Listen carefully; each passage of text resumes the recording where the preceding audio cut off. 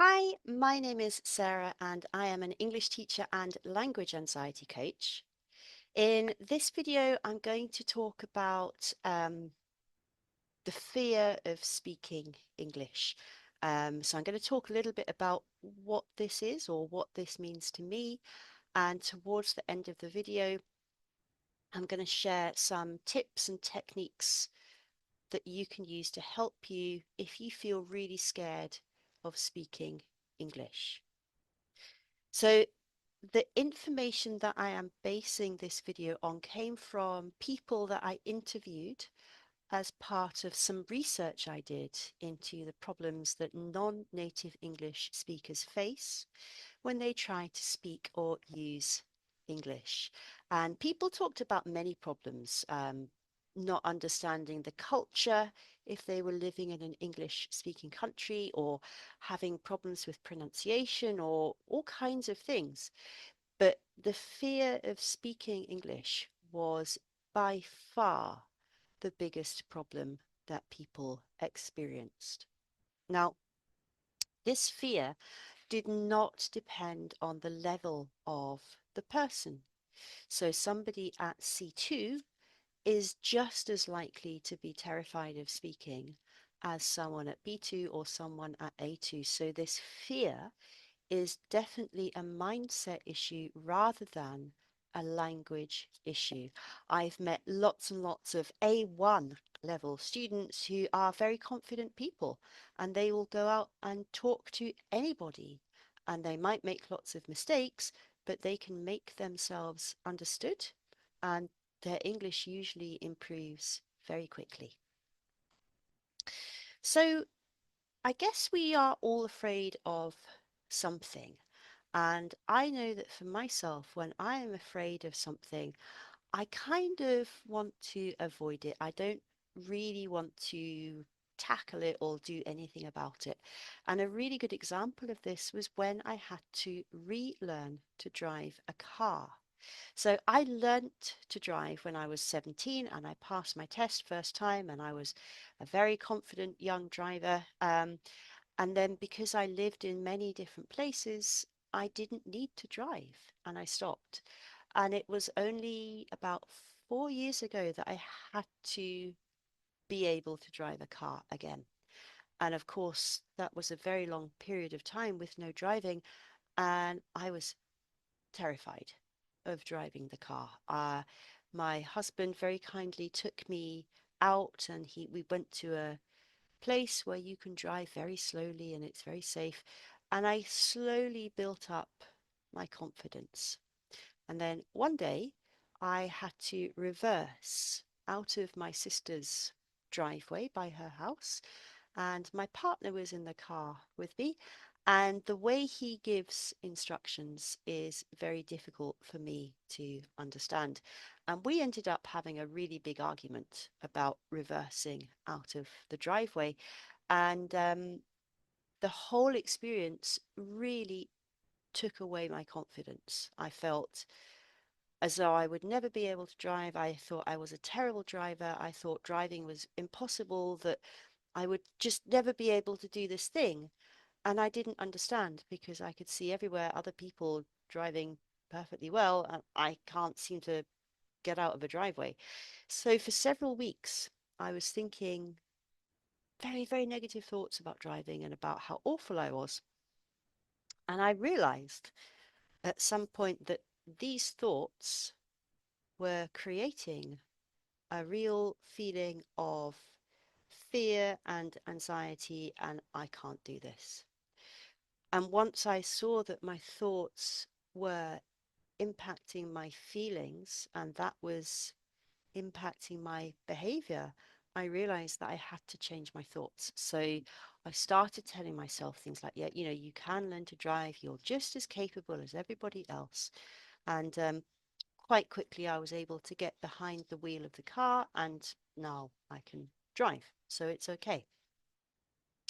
So for you as a language learner, I hear many, many, many very capable English speakers who tell me that their speaking is awful. or that they are terrified of speaking, or that people won't understand them. People I know have actually been laughed at by their native speaker colleagues, and it makes them feel terrible about themselves, and it makes them doubt what they do and what they think.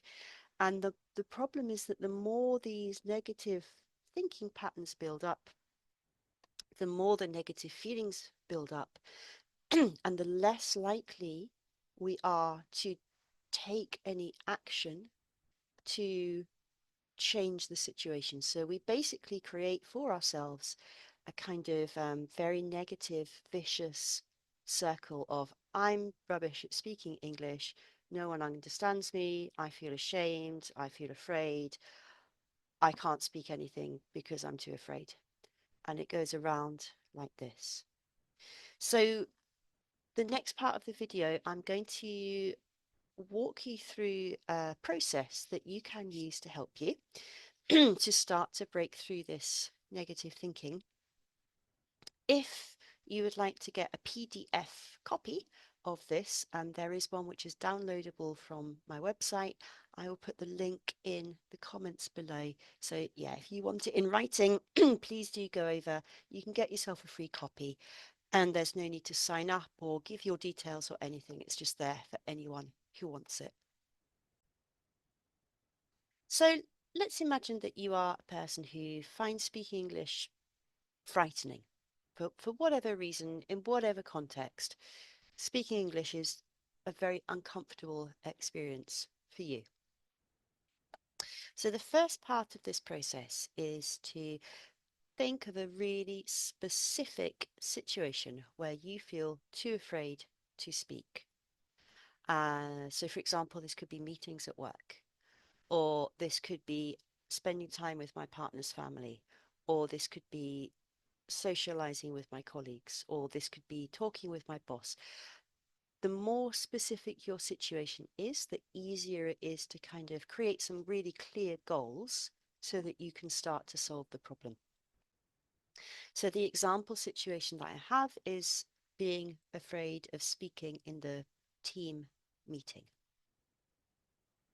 So once you have a situation, you need to get a little bit clear about what in that situation causes you a problem, because there is usually something that's going on that makes us feel afraid. When I was relearning to drive, I was very afraid of crashing with another car. That really scared me, and I couldn't, because I cycle a lot, I couldn't tell how big the car was for a long time, and that made me feel very anxious. So that was one of the things that made me afraid. So what is it for you about your situation that causes you a problem? And my example is I worry about being misunderstood. So now you have a situation and you know what it is about the situation that causes you the problem. And the next thing to do is to try to match a feeling or emotion to this. This is quite likely to be a negative feeling. So it could be being anxious, being depressed, feeling guilty, feeling ashamed, feeling terrified, embarrassed, reluctant, anything like that. Okay, so what feeling is attached to this situation? And the last thing you need to think about is your behavior. So, what are you doing to cope with the situation? So, when I was relearning to drive, my behavior was to not drive because I was too afraid. So, I was very avoidant at that time. And again, I think this is a very common strategy. So, my example for this situation is that I don't speak in the team meeting and I avoid looking at other people, because when we don't look at people, we think they kind of can't see us and they won't ask us any questions. So we have a specific situation, what it is about the situation that causes the problem, how we feel about the situation, and the behavior that we are using to cope. And we're going to put all of those things into a a sentence. So you even get to practice your grammar. And the sentence that we have is, when I have to speak in the team meeting, I worry about being misunderstood. I feel ashamed and unable to cope. And to cope, I don't speak and I don't look at the other people.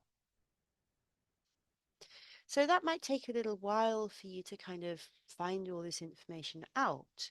But by going through that process, you will clarify a little bit what is happening to you.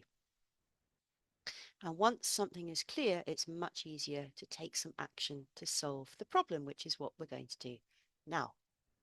So we're going to go back to the feelings and think of a feeling that would be more helpful than your current feeling. So we're not looking for anything incredible. So it doesn't have to be, I feel fantastic. It could be, I feel concerned. I feel concerned about my feeling. It could be, I feel sad when I'm in the meetings. It makes me feel sad. It could be anger, because sometimes when we feel angry, it gives us the energy to want to make a change. It could be a positive feeling, though. It could be, I feel joyful, I feel confident, but it's okay if it's something like concerned or sad or angry. So after we've got the feeling that we think would be better for us, we need a behavior that would be better. So if someone is very avoidant and doesn't look at people, maybe they worry, as we said, about being misunderstood. A more positive behavior might be, I'm going to improve my pronunciation, because if I'm worried about people not understanding me, if I put some work into being able to speak more clearly, that will be a good thing. So we have a feeling and a behavior, and now we're going to put all of this together. When I have to speak in the team meeting, I worry about being misunderstood. I feel ashamed. And to cope, I don't speak and I don't look at the other people. I want to feel concerned about my speaking rather than ashamed. And I want to work on my pronunciation so that I can improve my speaking rather than not speaking and avoiding other people. That's a long, long sentence, so I've put some subtitles below just to make sure. So basically, this leaves you with a goal for changing your negative feeling and your negative behavior. And what you can do finally is to choose 3 specific actions that you can start to take that will start you moving towards that goal of having, in this example, better pronunciation, which makes you more understandable. So I will work with a pronunciation teacher once a week. I will dedicate 20 minutes a day to improving my pronunciation, and I will find a speaking partner to practice with. So I hope that's been useful for you. I think the fear of speaking a foreign language is huge. And I think it's a problem that many, many people face. It certainly is not just you, certainly not. If you would like to read the blog post that goes with this video and download the free PDF, just click on the link below. And if you have any questions or comments, of course, I would absolutely love to hear from you. Thank you so much for watching.